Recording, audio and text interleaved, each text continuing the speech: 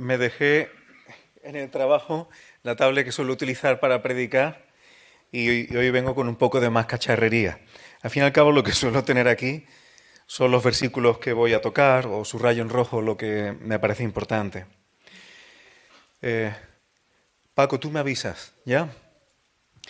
Mira, hermano, quisiera leer, tengo aquí, es la Biblia textual, cuarta edición, pero quisiera leer algo que está en el capítulo 5, versículo 9, o mejor versículo 10, hablando de Jesús, sí, 9 y 10.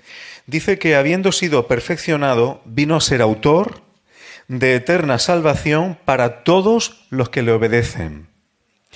Y fue proclamado por Dios sumo sacerdote según el orden de Melquisedec. Estos dos versículos, fijaos lo que dice después, en el 11.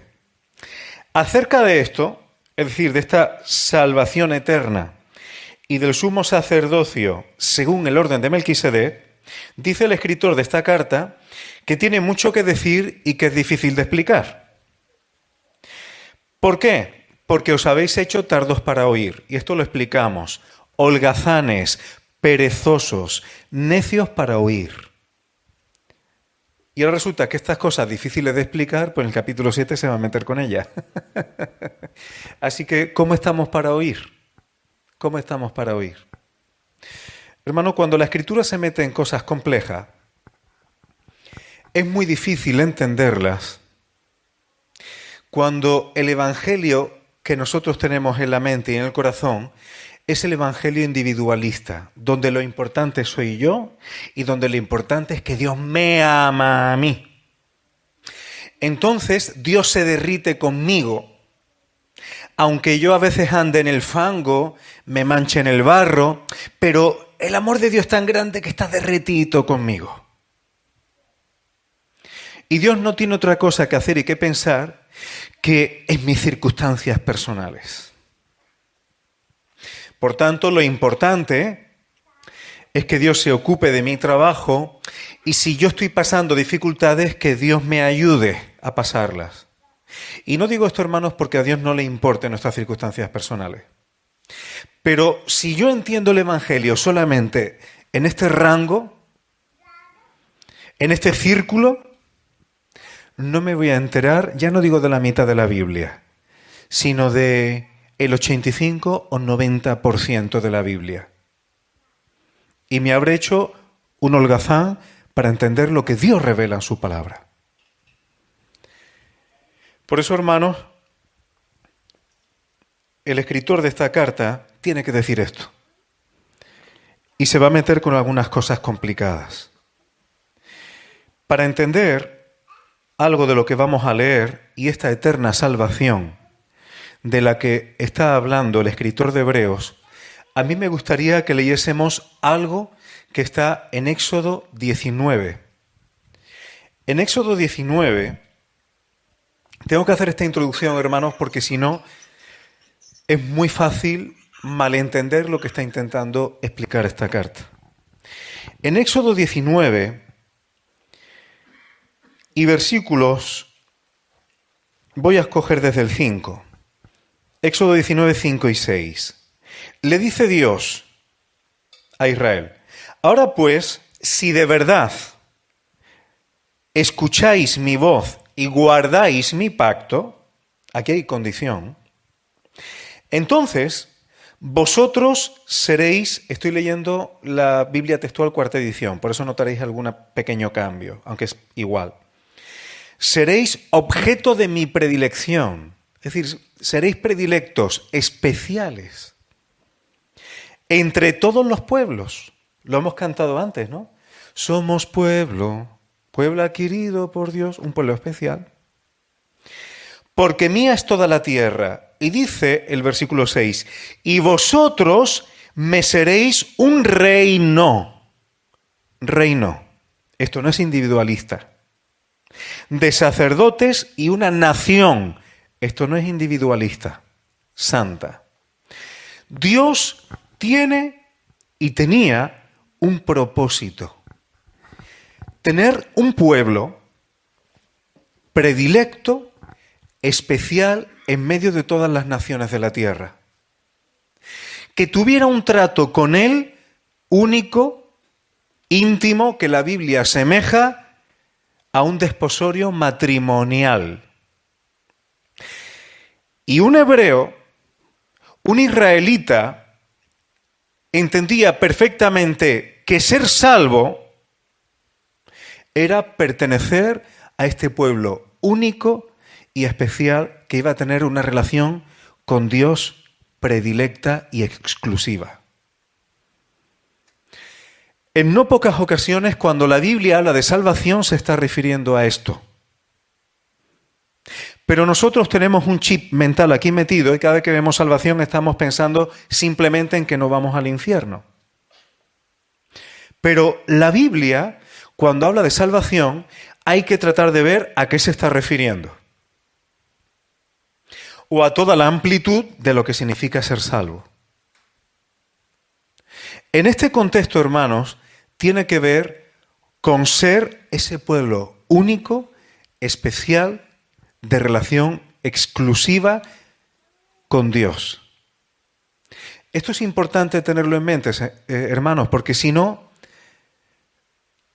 la carta a los hebreos nos puede despistar muchísimo. ¿Y qué pasa? Que para Dios tener ese pueblo especial, ese reino de sacerdotes, fijaos, reino, nación, esto es político, sacerdotes, esto es religioso, para que nos entendamos. Un reino de sacerdotes. Estas dos dimensiones están juntas. Autoridad, gobierno, pero al mismo tiempo relación con Dios. ¿Por qué estoy subrayando esto? Ahora lo veremos. Pero para ser este pueblo especial, este pueblo, a causa del pecado, para no perder ese privilegio o tener ese privilegio con Dios, era necesario relacionarse con Dios a través de un puente, por culpa del pecado. Y ese puente eran los sacerdotes. Y en concreto había un sacerdote, un único sacerdote, que solamente podía entrar al lugar santísimo una vez al año, el día de la expiación, Yom Kippur en hebreo. Y ese día era donde Dios determinaba si Israel iba a seguir siendo ese pueblo especial o no. Era un día para una salvación no individualista, sino colectiva. ¿Dios iba a aceptarles como pueblo especial? Y para ello había todo un protocolo. Ese pueblo necesitaba dos cosas. Una, Yom Kippur de forma anual, donde Dios validaría o no el pacto con ellos. Y dos, ese sumo sacerdote tenía que presentar un cordero en la mañana y en la tarde. Porque nosotros necesitamos estas dos cosas delante de Dios. Necesitamos intercesión por el día a día, pero también necesitamos una validación de ese pacto único y especial que tiene promesas impresionantes. Yo sé, hermanos, que algunas de las cosas que estoy compartiendo y voy a compartir en estos minutos no son sencillas ni tengo tiempo. Pero si no digo esto, si no vemos esto, y ahora nos metemos con estos capítulos a pensar en mi vida espiritual individual, cualquiera sabe lo que podemos entender y a lo que podemos llegar. Y visto esto, hermanos, Hebreos ha venido hablando de la superioridad de Jesús. Es superior a un ángel, a cualquier ángel. Jesús es superior a Moisés. Pero ahora vemos que el orden sacerdotal de Jesús también es superior al orden sacerdotal levítico centrado en la familia de Aarón, que tenía que ver con este pacto especial. Y teniendo esto en mente, hermanos, nos comienza hablando de Melquisedec. Fijaos lo que dice el capítulo 7, cómo empieza. Dice, este Melquisedec es un orden sacerdotal, rey de Salem, sacerdote del Dios Altísimo. Fijaos este detalle, rey y sacerdote. ¿Os suena? Lo acabamos de tocar. Ahora yo voy a preguntar una cosa. Aarón, que fue sumo sacerdote en el orden levítico, el primer sumo sacerdote, ¿él era el rey de Israel? No, era sacerdote. Sus hijos también, su familia también, pero no eran reyes. Sin embargo, el propósito que Dios tenía en el corazón para con Israel, y que tiene ese propósito, Dios no fracasa. Nosotros sí, pero Él no. Y lo va a cumplir. Un reino de sacerdotes. Y aquí tenemos a Melquisedec, que es rey y sacerdote. Es un orden sacerdotal más completo, conforme a lo que Dios tiene en su corazón. Dice que salió a recibir a Abraham cuando volvía de la derrota de los reyes. Abraham, con apenas alrededor de 300 personas, se involucra en una guerra mundial para rescatar a su sobrino y gana. Y gana. Desde luego, totalmente sobrenatural. Pero dice que cuando volvía de la derrota de los reyes, le bendijo. Y yo quiero, hermanos, aunque sea pasando un poco por encima, que nos demos cuenta que en las Escrituras hay bendición de Dios que viene por promesa, pero también hay bendición de Dios que viene por lucha. Aquí Abraham es bendecido por Melquisedec después de una batalla. Pero más adelante va a ocurrir algo similar. ¿Qué pasa con Jacob en Peniel? Con el ángel aquella noche. No te dejaré si no me bendices. Hay una parte de la bendición de Dios, hermanos, que viene por promesa, pero hay otra parte de la bendición de Dios que significa batalla. Pelea la buena batalla de la fe. Echa mano de la vida eterna. Pero algunos piensan que como Jesús completó la obra, nosotros estamos para cruzarnos de brazo. Y esa es la gracia de Dios. No es así, hermanos. La gracia tiene promesas, pero también implica batalla. Esfuérzate en la gracia. Los violentos arrebatan, dijo Jesús, el reino. ¿Qué tipo de violencia? Simplemente querer la bendición de Dios a través de la obediencia, y esto también es gracia, ya puede violentar muchísimo todo tu alrededor. En este mundo y a veces incluso con nuestras personas más cercanas. Así que aquí tenemos un principio importante en la Escritura, hermano. Que la bendición de Dios, aunque viene por promesa, pero también implica batallas y luchas.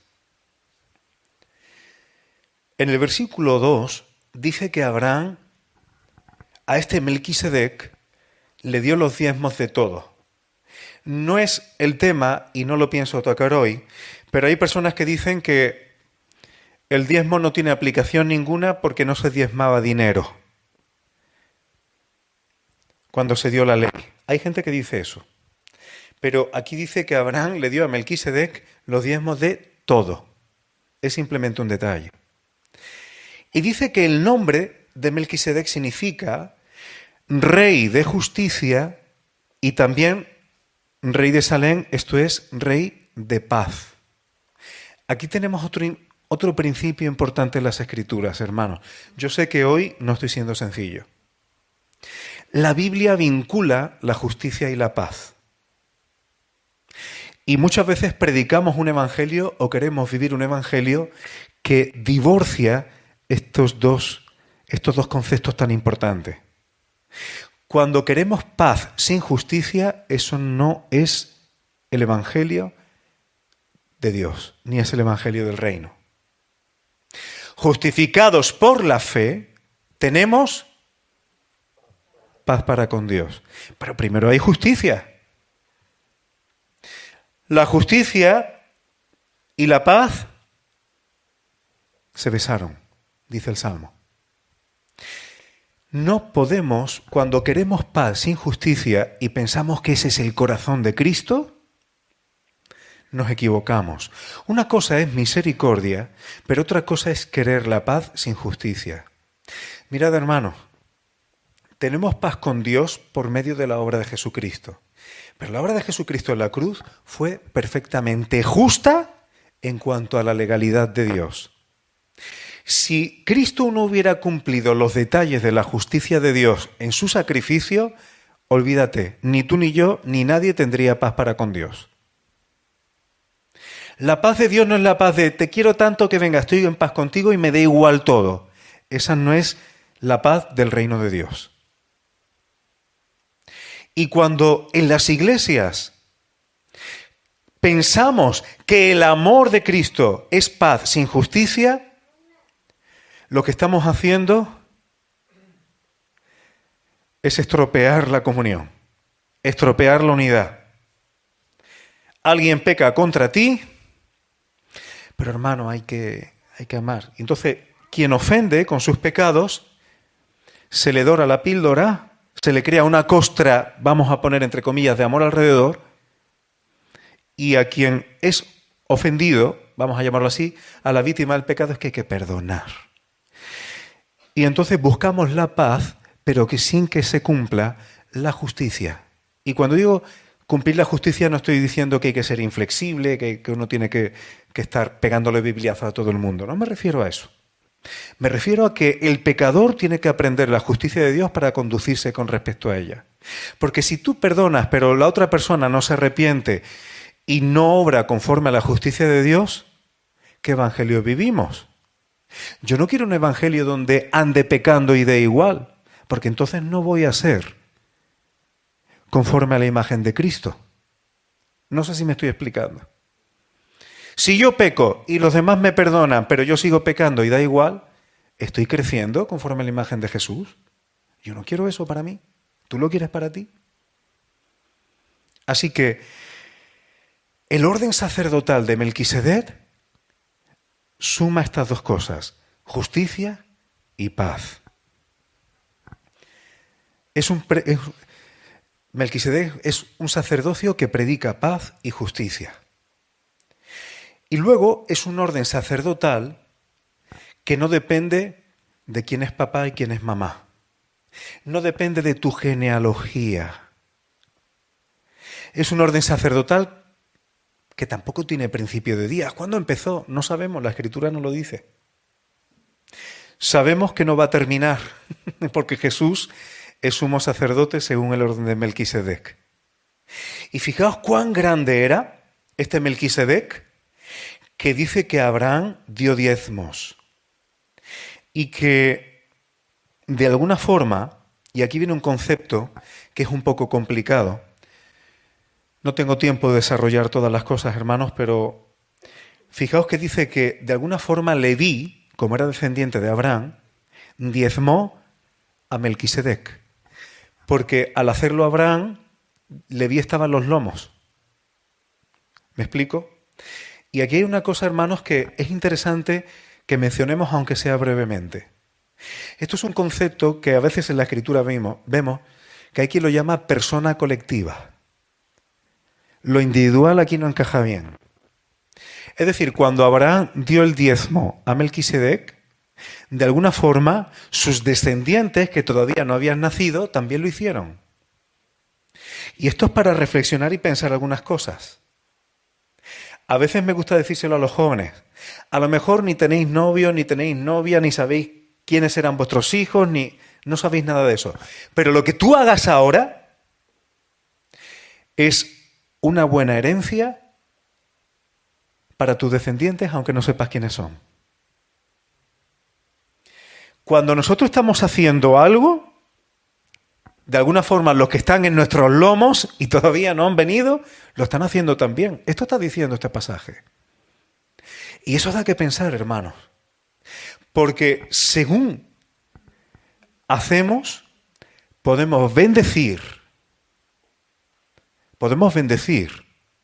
incluso en adoración, a los que vengan detrás de nosotros, aunque sea generaciones previas. Eso es un privilegio que hay que aprovechar, hermanos. Es un privilegio que hay que aprovechar. Avanzo. El oficio sacerdotal levítico, el que venía de la familia de Aarón, es decir, la forma de relacionarse con Dios para ser ese pueblo especial, tenía un problema, y es que venía con mandamientos de cómo tenía que ser ese sacerdocio. Tenían que ser de la familia de Aarón, y tenían una serie de protocolos, una ley sacerdotal, para que el pacto especial se mantuviera. Pero dice que si esa forma de relacionarse con Dios, ese sacerdocio, ese pontificio, ese hacer puente, fuera perfecto, perfeccionar al pueblo, pues se podría haber mantenido, pero como no era así, por eso tuvo que venir otro sacerdote según el orden de Melquisedec. ¿Y qué es lo que ocurre? Que este sacerdocio es superior. Me voy al versículo 15. Estoy dando saltos, hermanos, para no ocupar mucho tiempo. Podréis comprender que esto es para tocar, y los que me conocéis sabéis que nos podríamos quedar aquí horas, ¿verdad? Fijaos, dice el versículo 16 que el Melquisedec no se constituye conforme a los mandamientos, a la ley sacerdotal que había antes. Y no depende de eso, sino tiene que ver con un juramento. Y un juramento que va a venir después. Fijaos qué importancia, y por eso insiste mucho, tú eres sacerdote para siempre, según el orden de Melquisedec. Esto se dice de Jesús. ¿Qué es lo que ocurre? Que la ley sacerdotal que había antes, el sacerdocio levítico, era para seres humanos pecadores. Tenían que ofrecer sacrificios por los pecados de ellos y también por los del pueblo. Y por si fuera poco, como iban muriendo, nacen, mueren, pues necesitaban que la rueda estuviera, el ciclo de la vida, como se dice, estuviera ahí presente. Pero ¿qué es lo que ocurre con Jesús? Jesús, al resucitar con el poder de una vida indestructible, dice el versículo 16, y vivir para siempre, Jesús es un sumo sacerdote que es perpetuo y permanente. Y que encima es perfecto, no tiene que ofrecer sacrificio por sí mismo, y vive para que el ser ese pueblo especial de Dios, ese reino de sacerdotes, pueda estar garantizado a todos los que se acercan a Dios por medio de Él. Esto es impresionante, hermanos. Esto es impresionante, ¿por qué? Porque el antiguo pacto, y ya lo veremos en capítulos que vienen después, se podía invalidar. Si el pueblo no cumplía, era invalidable. Pero es que por medio de Jesús queda garantizado. Queda garantizado. Lo cual no quiere decir que todo dé igual, pero Jesús puede garantizarlo. Dice el versículo 20, en la segunda parte, fijaos, que el sacerdocio de Jesús, según el orden de Melquisedec, no viene por un mandamiento, porque Jesús no era de la tribu de Leví, Jesús no era familia de Aarón, era de la tribu de Judá. Pero dice, juró el Señor y no se arrepentirá. O sea, Jesús es sacerdote según el orden de Melquisedec, con juramento y sin arrepentimiento. Es decir, no hay marcha atrás. Nadie va a sustituir ya a Jesús en la eternidad. Ha quedado establecido. Por eso, Jesús es el garantizador de un mejor pacto, con promesas mejores. ¿Por qué promesas mejores? Porque el pacto ya no depende de ti ni de mí. Depende de Él. Y eso está sellado para siempre. Así que un sumo sacerdote de este calibre, de esta categoría, un sacerdocio de esta calidad, es la que nos convenía. Tú y yo formamos parte de ese pueblo único y especial en medio de todas las naciones. que tiene esa relación con Dios y tendrá consecuencias en el reino por llegar. Pero ¿sabes por qué? No es gracias a ti ni gracias a mí. Es gracias al único mediador, que es Jesucristo. Por eso, hermanos, esto es una maravilla. El sacerdocio de Jesús es muy superior al orden levítico, que tenían que ver cada año qué pasa. ¿Seguiremos siendo ese pueblo de Dios o no? Pero todo aquello era apuntar a la esperanza que había de venir en ese sacerdocio especial y único que es el Señor Jesucristo. ¿Veis, hermanos, como decía Hebreos, que de estas cosas había mucho que explicar y era difícil? Y eso que yo tampoco lo entiendo todo. No penséis que yo lo entiendo todo, son cosas un poco más complejas. Pero no encaja, hermanos, cuando solamente vemos las cosas desde una perspectiva individual. Es muy difícil. Un poquito, pero es muy difícil. Hay que escudriñar la Escritura, saber lo que Dios tiene en su corazón. Porque cuando Dios tiene un plan con mayúsculas y atisbamos un poco de ese plan, entendemos que Dios hace eso con ese motivo. Es como si un bebé, su padre fuera el CEO de una gran multinacional. El bebé no sabe lo que hace su padre. Lo tiene todo, pero no entiende nada. Le van a cuidar, lo van a mimar, pero no pueden contar con él en ese plan. Pero cuando el bebé crece, se desarrolla y madura, tiene la posibilidad de formar parte de los negocios de su padre. Jesús, con 12 años, entendió esto. En los negocios, ¿no sabéis que en los negocios de mi padre me es necesario estar? Por eso, hermano, yo les ruego al Señor, y con esto ya sí termino, que nos dé luz y nos dé sabiduría y nos permita que maduremos, y yo el primero, para que podamos activar un poco de los negocios del Padre y nos demos cuenta de que todo esto no tiene que ver solamente con mi vida particular, sino que forma parte de algo mucho más gordo, mucho más grande y de proporciones colosales. ¿Quieres entender y formar parte de todo esto sabiendo lo que hacemos? ¿O nos quedamos solamente con nuestras propias circunstancias? Yo le pido al Señor, le pido y le ruego, que no quiero ser un niño en Cristo siempre. Me gustaría crecer. Y espero que vosotros también tengáis este deseo en vuestro corazón. Amén.